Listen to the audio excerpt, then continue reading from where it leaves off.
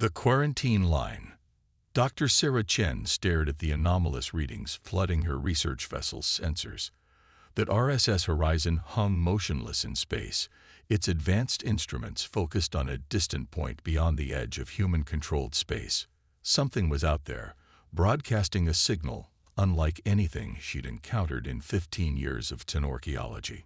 "Captain Reynolds," she called out, not taking her eyes off the data stream. "I need you to see this." Captain Michael Reynolds drifted over in the zero-gravity bridge, his movements precise after decades in space, his dark features creased with concern as he studied the readings. "Talk to me, Doctor. What are we looking at?" "It's a signal, encoded in gravitational waves. The pattern suggests artificial origin, but the technology, it's nothing like current human tech, and it doesn't match any known alien signatures either." Reynolds frowned. "Location. That's the problem." Sarah pulled up a star chart, highlighting a region of space that made the captain's expression darken. "It's coming from beyond the quarantine line." The quarantine line represented humanity's ultimate barrier, a vast region of space declared off-limits by the Galactic Assembly centuries ago. Officially, it was to protect developing civilizations. Unofficially, everyone knew it was to keep humanity contained. "How long has it been broadcasting?" Reynolds asked. "That's what caught my attention." Sarah manipulated the displays, showing signal degradation patterns. "Based on these readings, it's been active for at least 10,000 years. But something changed recently.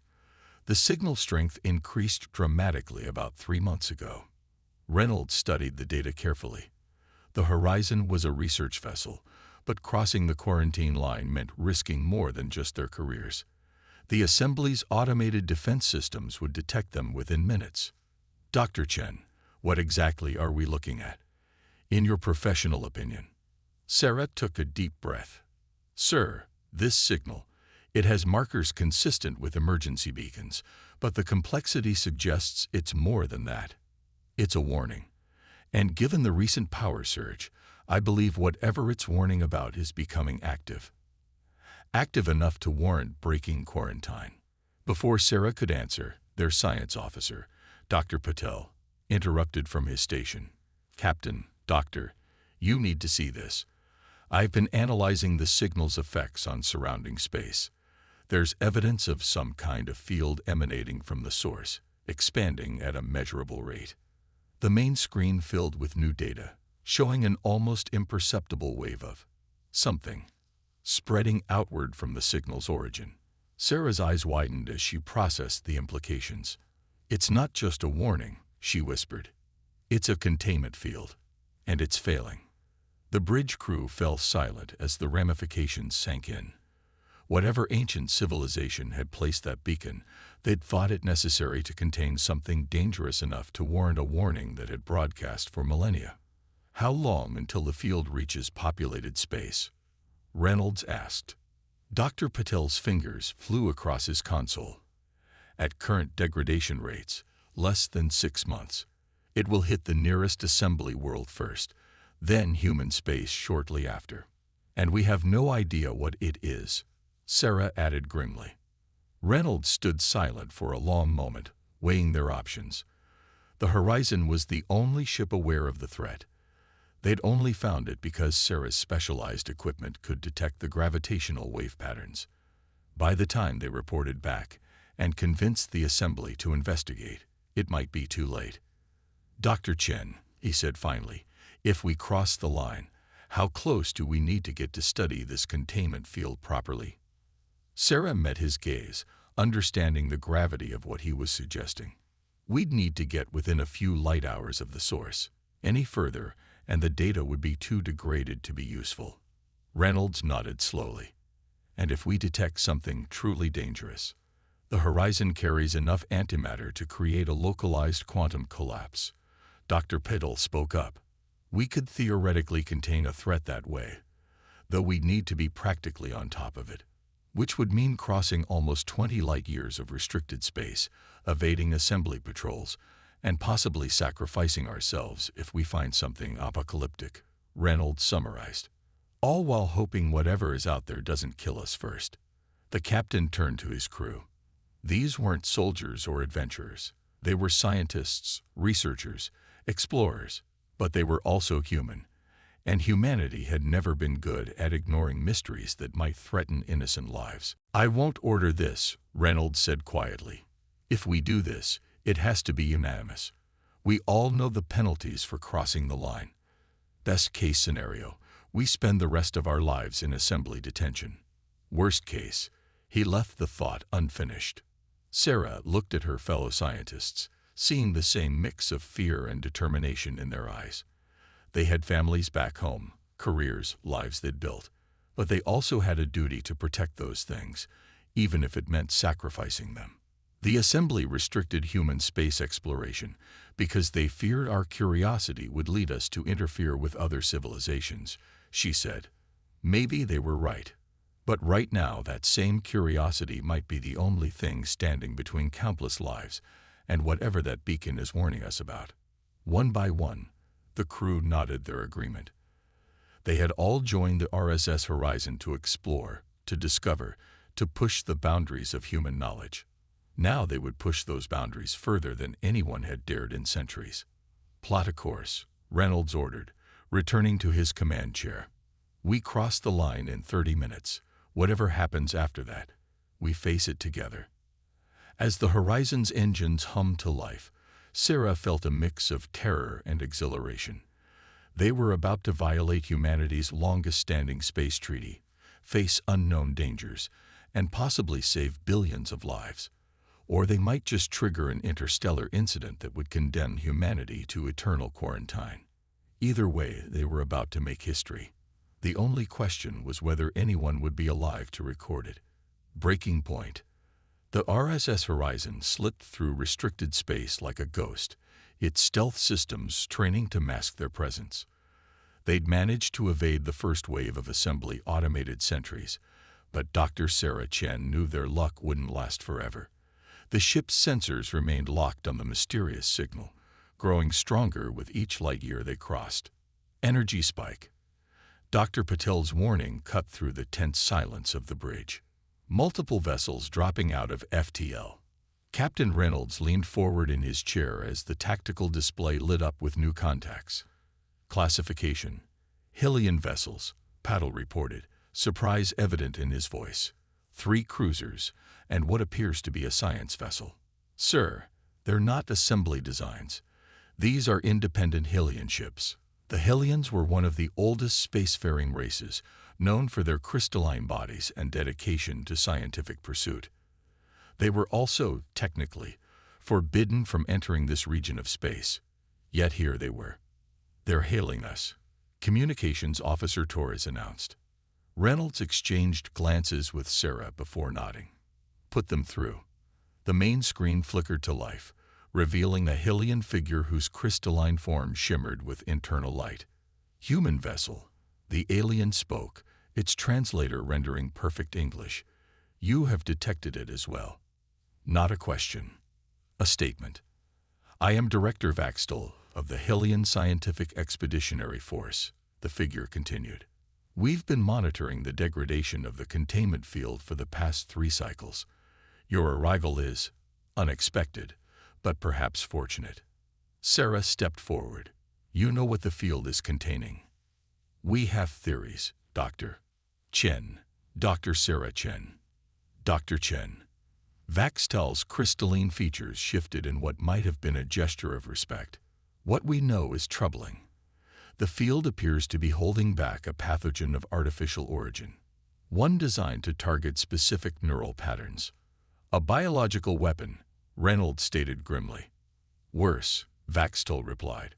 "A weapon designed to evolve, to adapt to different species. Our preliminary data suggests it was created to target specific types of cognitive development. The more advanced a species' neural network, the more vulnerable they would be." Sarah felt her blood run cold. How many species would be affected?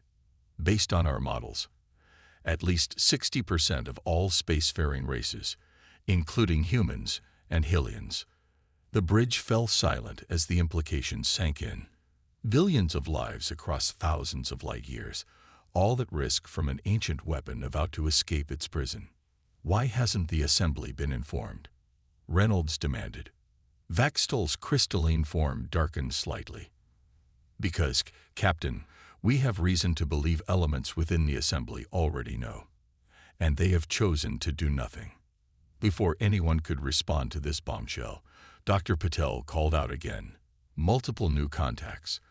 Assembly patrol ships, heavy cruiser class. They're on an intercept course. They must have detected our conversations, Torres said. No, Vaxtol's voice carried a note of resignation. They detected our attempts to scan the containment field. We've been monitoring their communications. The assembly leadership has ordered the elimination of any vessels that discover the truth. Reynolds straightened in his chair. Why? Why would they hide something this dangerous? Because, Captain, the Hellion replied. The pathogen didn't escape its containment by accident. Someone is trying to release it. Someone with access to assembly command codes and a desire to reshape the balance of power in our galaxy. The tactical display showed the assembly ships closing fast, their weapons already charging. The Horizon was a research vessel, and even with the Hellion cruisers, they were outgunned. We have 3 minutes before they're in weapons range, Patel reported.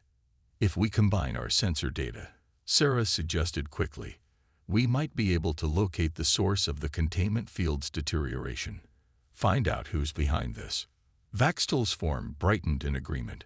Yes, our science vessel has been collecting data for weeks. With your unique perspectives, we might see something we missed. 2 minutes to weapons range, Patel updated. Reynolds made his decision. Begin data transfer. Dr. Chen, work with the Hellions. Find us answers. He turned to his tactical officer. And bring our antimatter containment systems online. If we can't stop this pathogen legally, we'll need to be ready for more dramatic solutions. As the Horizon's computers began exchanging data with the Hellion vessels, Sarah immersed herself in the combined sensor readings. Patterns emerged, connections she wouldn't have seen with just their own data.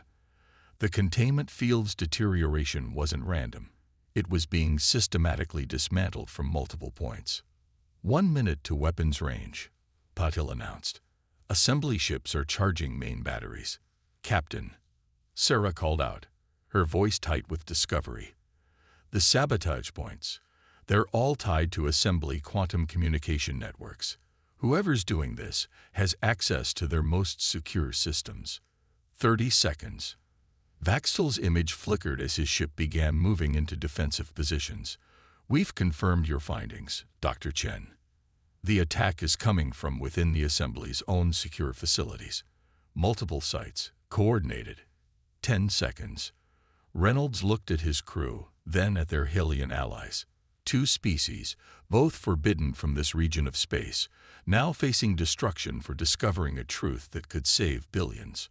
All ships, he broadcast on their shared channel, prepare for emergency FTL jump.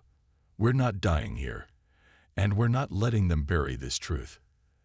As the assembly ships opened fire, the combined human and Hellion fleet vanished into FTL, their computers still processing the damning evidence they'd discovered. They were now fugitives, hunted by the very organization meant to protect galactic civilization. But they were also the only ones who knew the truth, and the only ones who might be able to stop what was coming. The real question was, how deep did the conspiracy go, and how far would they have to run to find answers? Lines in the stars. The combined human-Hellion fleet dropped out of FTL in a system so old its star had nearly exhausted its hydrogen. Perfect for hiding. The intense radiation would mask their signatures from assembly pursuit ships. Through the Horizon's view screen, Sarah watched the ancient red giant cast an eerie glow across their crystalline allies' hulls. Status of the downloaded data, Captain Reynolds asked, his voice hoarse after hours of coordinating their escape. Processing now, Dr. Patel replied from his station. The Hellion's quantum computers are handling most of the heavy lifting. Their processing power is remarkable. Sarah nodded in agreement. Working with the Hylian scientists had been eye-opening. Their crystalline neural networks processed information in ways human brains could barely comprehend. Yet they'd been eager to learn from human intuition and creativity, qualities their species sometimes struggled with. Director Vaxtall is requesting a joint conference, Torres announced. They'd found something. The main screen split to show multiple feeds. Vaxtall's shimmering form, representatives from the other Hylian ships, and a new face that made Sarah sit up straighter. The angular, almost predatory features of a Nexer. This is Sentinel Kexri. Vaxtall introduced the newcomer. The Nexer Protectorate has been conducting their own investigation into assembly activities. Recent events have confirmed their suspicions. Reynolds studied the Nexer carefully. The species was known for their enhanced biological weapons and defensive technology, and for their deep mistrust of the assembly. You're a long way from Protectorate space, Sentinel. The assembly's reach grows longer each cycle. Kexri replied, mandibles clicking softly. We noticed unusual quantum traffic through our territory. Communications that didn't match known protocols. When we traced them, they led to the containment field. Sarah finished. You detected the sabotage attempts. Indeed, Dr. Chen. But we also detected something else. Something that explains why certain assembly factions are so desperate to keep this quiet. The screen filled with new data, genetic sequences, neural patterns, quantum state analyses. Sarah's eyes widened as she processed what she was seeing. The pathogen, she breathed. It's not just targeted evolution. It's directed evolution. Someone designed it to reshape species at a fundamental level. Correct. Vaxtall's crystalline form pulsed with agitation. The weapon appears designed to force rapid neural development in surviving populations. Those who don't die would be changed, enhanced, or controlled, Kexri added grimly. The changes would make affected species more susceptible to certain types of quantum influence, the same types of quantum communications we detected. Reynolds leaned forward. You're saying someone in the assembly wants to forcibly evolve multiple species, making them vulnerable to external control. The evidence suggests a faction within the assembly leadership believes civilization is developing too slowly, Vaxtall explained. They seek to accelerate evolution, creating a unified galactic consciousness, under their guidance, of course. And they're willing to sacrifice billions to achieve it, Sarah said quietly. Before anyone could respond, Dr. Patel called out in excitement. Captain, I've isolated a pattern in the quantum communications. Using human encryption algorithms alongside Hylian processing power, we can track the signals to their source. Multiple sources, Kexri corrected. The assembly wouldn't risk centralizing such an operation. But if we can identify enough nodes, we can prove what they're doing, Reynolds finished. Force them to stop. They'll never let us get close enough, Sarah argued. The assembly controls most major travel routes. Their ships are everywhere. Not everywhere. Vaxtall's form brightened with what Sarah had learned was their equivalent of inspiration. There are regions they avoid, places where their influence is limited. The dead zones. Kexri clicked in understanding. Areas of space where ancient weapons tests left quantum disturbances. Assembly ships can't operate there effectively. But we can, Reynolds said, catching on. Human ships were designed to operate in harsh conditions, and with Hylian sensor technology and Nexer defensive systems, Kexri added. We could navigate the dead zones, Sarah finished. Use them to move undetected between assembly territories. Gather the proof we need. It would be dangerous, Vaxtall warned. The dead zones earned their name. Many ships never return. Reynolds looked at his crew, seeing determination in their eyes. They'd already crossed one line by entering restricted space. Now they were contemplating something even rarer. Cooperation between three species the assembly had always worked to keep separate. How long until the containment field fails completely? He asked. 38 days, Paddle reported. After that, the pathogen spread would be impossible to stop. Then we have 38 days to expose this conspiracy and find a way to stop them, Reynolds declared. Dr. Chen, work with our allies. Find us a route through the dead zones. We'll need to coordinate our fleet's capabilities, maximize our chances of survival. As the humans and their alien allies began planning their dangerous mission, Sarah felt a strange mix of fear and hope. The assembly had spent centuries keeping species separated, playing them against each other. Now, faced with a threat to all sentient life, those artificial barriers were breaking down. The dead zones awaited them, regions of space so dangerous that even the assembly feared to tread there. But with human determination, Hylian intelligence, and Nexar survival instincts combined, they had a chance. Not just to stop a weapon, but to prove that cooperation between species was possible, even necessary. The next few weeks would test them all.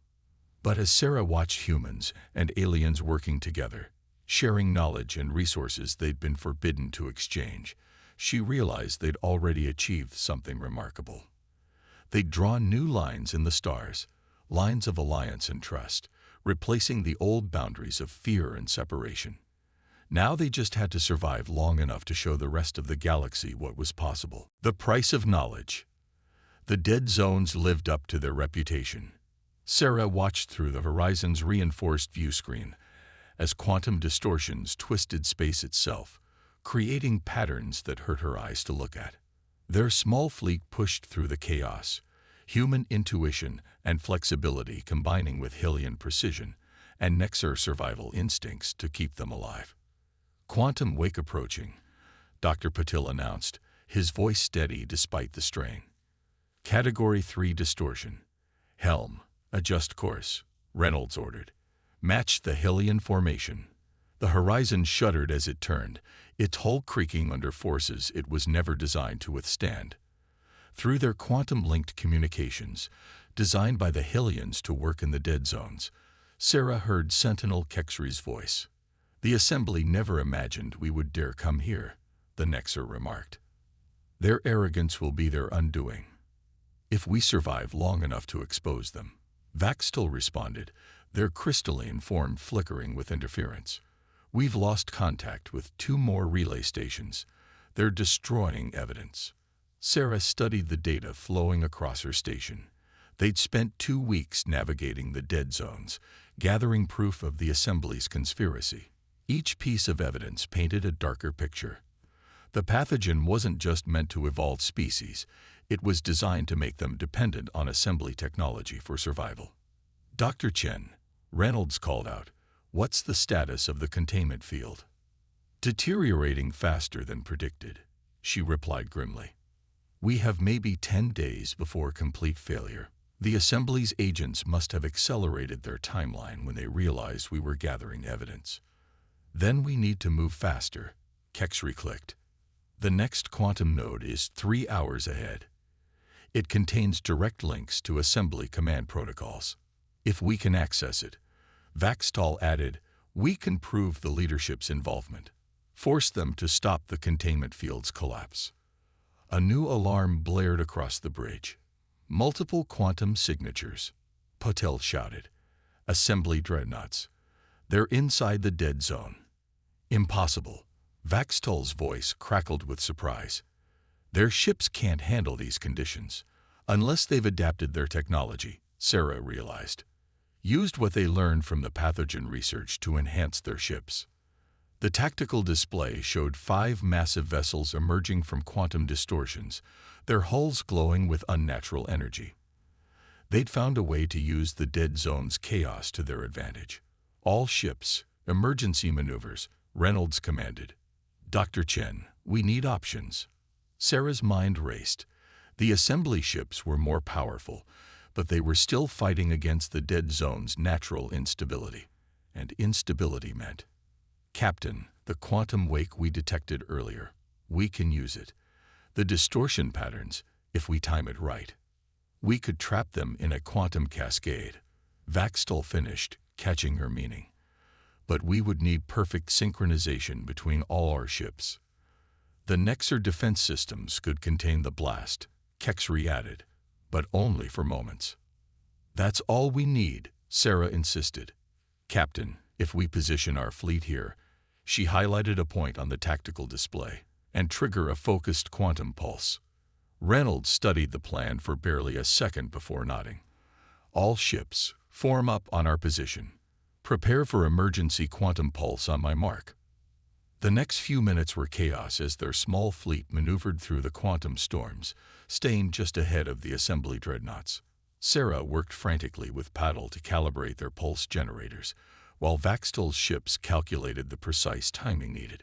"Assembly ships charging weapons," Torres reported. "They're in range." "Now," Reynolds ordered.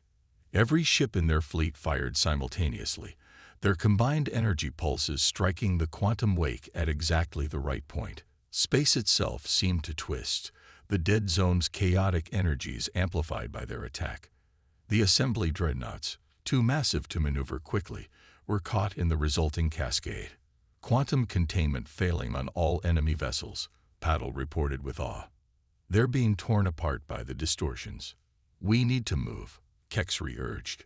"The cascade will continue expanding." Their ships accelerated away from the destruction, but Sarah couldn't tear her eyes from the sensors. The assembly dreadnoughts were being reduced to component atoms, their advanced technology useless against the fundamental forces they tried to control. "The quantum node," she remembered suddenly. "Did we get any data before they attacked?" "Partial download complete," Vaxtol confirmed. "It's by the first light." The data appeared on their screens: internal assembly communications, research files, deployment orders. The conspiracy went deeper than they'd imagined. The pathogen wasn't just about control, it was about ascension. "They believe they can achieve quantum transcendence," Sarah whispered, reading the files. "Use the evolved neural patterns of affected species to create a collective consciousness. They think they can become gods. And sacrifice trillions of lives in the attempt," Reynolds said grimly. "We have proof now," Kexry noted. "Enough to convince other species of the threat. But how do we transmit it? The assembly controls all major communication networks." "Not all of them." Vaxtol's form brightened. "There are older networks, quantum arrays left by ancient species. If we could access one." "We can," Sarah interrupted, an idea forming. "The containment field. It's not just containing the pathogen. It's part of one of those ancient networks. If we can reach the source, we could use their own weapon against them," Reynolds finished. "Broadcast the truth through the same network they're using to spread the pathogen." "The source is at the heart of restricted space," Paddle reminded them. "Where this all began. We'd be heading straight into their territory." "Then that's where we're going," Reynolds declared. "We've seen what humans, Hylians, and Nexar can accomplish together. It's time to show the assembly that their age of keeping species divided is over." As their fleet set course for the center of restricted space, Sarah felt a fierce pride. They'd survived the dead zones, outmaneuvered assembly dreadnoughts, and uncovered a conspiracy spanning centuries. Now they had one chance to save trillions of lives and change the course of galactic history. The assembly had spent generations trying to control evolution, to force species to develop according to their plan. But they'd never counted on those species choosing to work together, combining their strengths to create something greater than the sum of its parts. The real evolution wasn't physical or neural. It was the breaking down of barriers between species, the recognition that diversity and cooperation were strengths, not weaknesses. And it had taken a human research vessel, lost in restricted space, to help catalyze that change. Now they just had to survive long enough to ensure everyone else got the message. Tomorrow's dawn. The source of the containment field hung before them in space, a massive structure of impossible geometries, built by ancient races for purposes they were only now beginning to understand. The RSS Horizon and its allied fleet had fought their way through assembly blockades to reach this point, leaving a trail of quantum disruptions and disabled ships in their wake. "Final analysis of the structure," Sarah reported, her voice tight with exhaustion. "It's not just a containment system. It's a quantum communications hub. The assembly didn't choose this location randomly. They're using the ancient network to amplify their signal. Can we access it? Reynolds asked, studying the swirling patterns of energy that surrounded the structure. The Hillian protocols are compatible. Vaxtal's image flickered on their screen. But interfacing with the system will take time. Time we may not have. Multiple assembly fleets approaching. Patel confirmed. Largest concentration of ships I've ever seen. They know what we're trying to do. Sarah watched the tactical display fill with enemy signatures. The assembly had committed nearly a third of their total fleet strength to stop them. The desperation of their response only confirmed the truth of what they'd discovered. They're afraid, Kexry observed, mandibles clicking thoughtfully. Not just of us exposing their plans, but of what this place represents. The ancient races built this network for communication, for sharing knowledge. The assembly perverted it, turned it into a weapon. Then let's turn it back, Sarah said firmly. Captain, if we combine the Horizon's quantum processors with Hillian crystalline technology and Nexar containment fields, we could create a reverse interface. Vaxtal finished excitedly. Use their own modifications against them. How long? Reynolds asked. 20 minutes to establish the connection. Sarah calculated. Another 10 to broadcast our evidence across the network. The assembly fleet will be here in 15 minutes, Patel warned. Reynolds stood from his command chair, addressing all ships on their secure channel. Then we hold them off for 30. Every species in this galaxy deserves to know the truth about the assembly's plans, about what we can achieve when we work together, about the real meaning of evolution. The next 15 minutes were a blur of preparation. Sarah worked with Hillian scientists to modify their quantum systems, while Nexar engineers reinforced their defensive capabilities. The Horizon's crew moved with precision, born from weeks of working alongside their alien allies, each species complementing the other's strengths.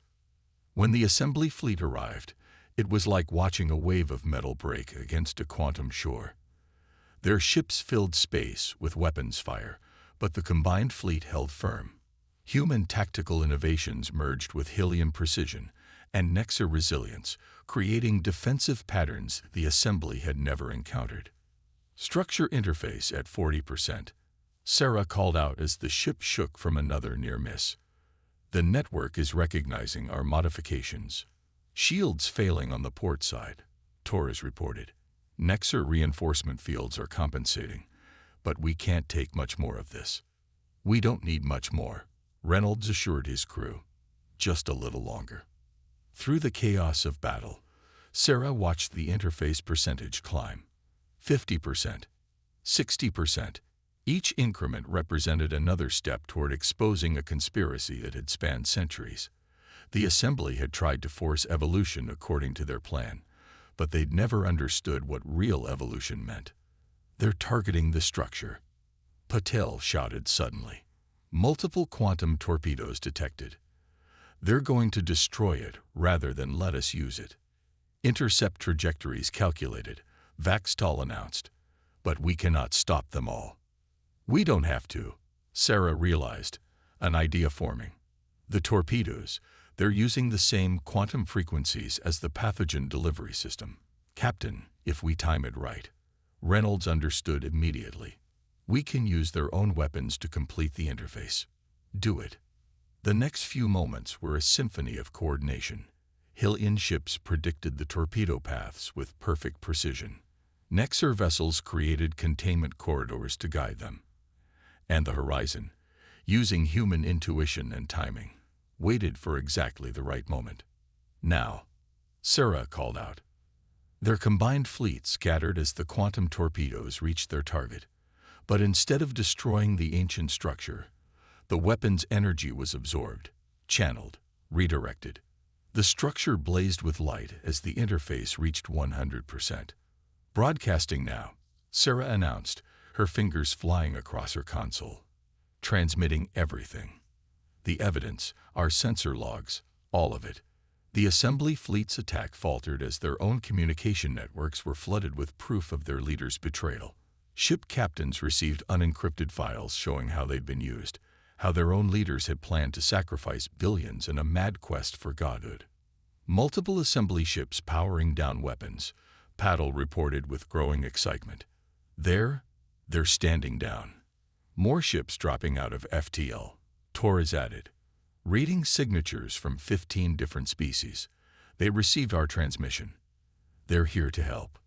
Sarah watched in amazement as the space around them filled with ships from across the galaxy. Species that had been kept separate by assembly decree for generations were arriving together, drawn by the truth they'd helped expose. Message coming in from the assembly flagship, Torres announced. They're requesting to surrender. Reynolds sat back in his command chair, allowing himself a small smile. Tell them we'll accept their surrender on one condition, that they acknowledge the right of all species to determine their own path of evolution, together or separately, as they choose. As the various fleet commanders worked out the details of the assembly surrender, Sarah stood at her station, watching species that had never officially met begin to communicate. Human ships exchanged data with Hylian cruisers, while Mexer vessels shared defense protocols with races she'd never even seen before. You know what the assembly never understood, she said quietly to Captain Reynolds. Real evolution isn't about becoming more powerful or more intelligent. It's about becoming more adaptable, more capable of working together. They tried to force the galaxy to evolve according to their plan, but we showed them what real evolution looks like. Reynolds nodded, watching the activity on his bridge where human crew members worked seamlessly alongside their alien allies. They thought they could control evolution, but they forgot its most basic principle. Life finds a way, not just to survive, but to thrive, to cooperate, to become more than the sum of its parts. The ancient structure continued to pulse with energy, but now it served its original purpose, a network for communication and cooperation between species. The assembly's weapon had been transformed back into a tool for unity, a symbol of what was possible when different species chose to work together. As Sarah looked out at the gathered fleet, she realized they'd done more than just stop a conspiracy. They'd started something new, an evolution of consciousness and cooperation that would reshape the galaxy, not through force or artificial enhancement, but through the simple choice to see beyond differences and work together. The real journey was just beginning, and for the first time in centuries, all species would be free to take it together.